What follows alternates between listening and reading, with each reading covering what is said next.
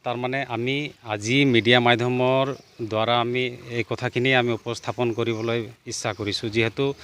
বাগিচা অঞ্চলসমূহত আমি দেখিবলৈ পাইছোঁ বৰ্তমানৰ সময়ছোৱাত চুলাই মদ দিনে দিনে বৃদ্ধি হৈছে যাৰ কাৰণে যাৰ ফলত আজি আমাৰ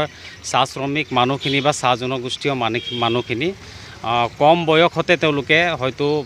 নিজৰ জীৱন ত্যাগ দিবলগীয়া হৈছে আৰু এই গোটেইখিনি কাৰ্যকলাপ আমি দেখিবলৈ পাইছোঁ পৰিলক্ষিত হৈছে যাৰ কাৰণে আমি দুখ অনুভৱ কৰিছোঁ আৰু মিডিয়া মাধ্যমৰ যোগেদি আমি আমাৰ জিলা প্ৰশাসনক আমি অনুৰোধ জনাইছোঁ যাতে ইয়াৰ সম্পৰ্কতে যাতে জিলা প্ৰশাসনে এটা কঠোৰ দায়িত্ব গ্ৰহণ কৰে বা পদক্ষেপ গ্ৰহণ কৰে আৰু বাগিচাই যাতে চুলাই মদ যাতে যি বৃদ্ধি পাইছে এইটো যাতে তেওঁলোকে নিৰ্মূল কৰে তাৰ কাৰণে আমি আহ্বান জনাইছোঁ লগতে আমি অসম চাহ জনজাতি ছাত্ৰ সন্থা আটছা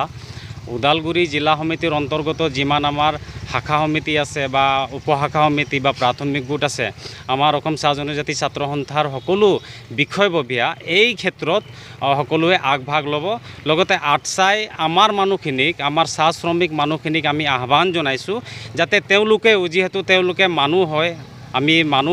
আমি সবে মানুহ হওঁ আমাৰ বুজি পোৱা আমাৰ ক্ষমতা আছে কোনটো ভাল কোনটো বেয়া যাৰ কাৰণে আমি অনুৰোধ জনাইছোঁ আমাৰ মানুহখিনি যাতে তেওঁলোকে এই বস্তুৰ পৰা নিজকে যাতে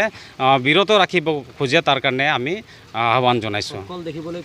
এই গোটেইখিনি যিটো নেকি নিচাজাতীয় বস্তু আমি দেখিবলৈ পাইছোঁ বৰ্তমান বাগিচাসমূহত এইটো বৃদ্ধি পাইছে আৰু এইটো ক'বাত হ'লেও আমি মানে এইটো আমাৰ জনগোষ্ঠীৰ কাৰণে এটা ক্ষতিকাৰক বুলি আমি ভাবোঁ আৰু দিনে দিনে বৃদ্ধি হৈ আহিছে ইয়াৰ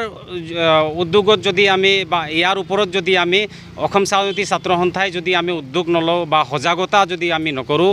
অনাগত দিনবোৰত কিন্তু এটা বৃহৎ এটা ক্ষতি হ'ব জনগোষ্ঠীটোৰ কাৰণে তেনেকুৱা আমি অনুভৱ কৰিবলৈ আমি বাধ্য হৈছোঁ যিহেতু অসম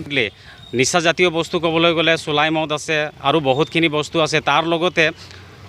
আমি দেখিবলৈ পাইছোঁ আমাৰ চাইল্ড মেৰিয়েজ এইটো সমস্যা আছে আৰু অসম চৰকাৰে ধুনীয়া এটা পদক্ষেপ হাতত লৈছে আৰু এই পদক্ষেপক আমি অসম চাহ জনজাতি ছাত্ৰ সন্থাই আমি এপ্ৰিচিয়েট কৰিছোঁ আমি প্ৰশংসা কৰিছোঁ লগতে আমি অসম চাহ জনজাতি ছাত্ৰ সন্থা হিচাপে আমি সহযোগ কৰি আছোঁ যাতে আমাৰ সমাজৰ পৰা এই যিকেইটা কাৰ্যকলাপ আছে যিকেইটা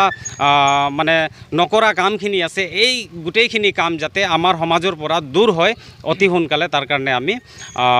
অসম চাহ জনজাতি ছাত্ৰ সন্থা আমি আটছা তৰফৰ পৰা আমি পদক্ষেপ আমি গ্ৰহণ কৰিম সজাগতা সভা আমি অনুষ্ঠিত কৰি যাম লগতে আমি প্ৰশাসনকো আমি অনুৰোধ জনাইছোঁ যাতে প্ৰশাসন তৰফৰ পৰা যাতে এই বিষয়ত যাতে অতি গুৰুত্বপূৰ্ণভাৱে ভাবি তেওঁলোকে যাতে ইনিচিয়েটিভ লয় তাৰ কাৰণে আমি আহ্বান জনাইছোঁ